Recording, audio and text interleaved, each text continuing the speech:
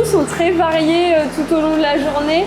Donc déjà le matin, il y a les plongées pour nettoyer les aquariums de l'intérieur. On nourrit aussi certains animaux en plongée, vérifier tout le parcours, donc là voir depuis l'intérieur du parcours ce que voient les gens. Donc si jamais il y a des algues, si les vitres sont pas très propres, pour que le plongeur puisse nettoyer. On a plusieurs nourrissages par jour, un à 8h, un à 11h, un à 15h qui est le nourrissage principal et un autre à 17h. Donc ça aussi, ça rythme la journée.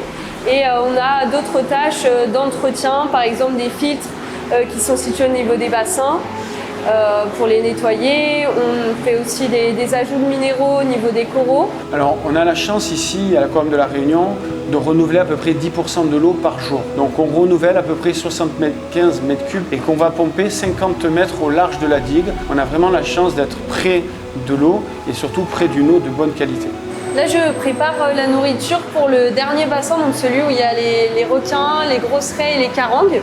Et donc là, je coupe des morceaux de poisson. Dans ce bassin, il n'y a que des prédateurs, donc ils vont être tous carnivores. On essaye quand même de varier le régime alimentaire, les aliments qu'on leur donne. On est à peu près à 40 kg de nourriture par semaine. Alors contrairement à ce qu'on croit, et surtout dans ce bassin-là qu'on a derrière, les dominants, ce ne sont pas les requins.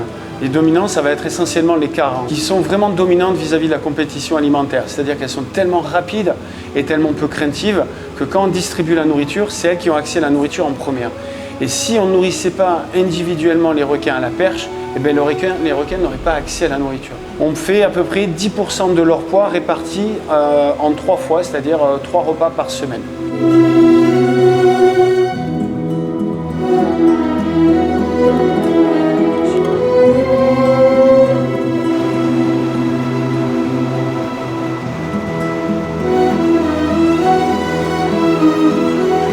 Là, je vais nourrir les petites raies, donc les raies pastenagues à taches bleues qui sont nées à l'aquarium et donc c'est des jeunes.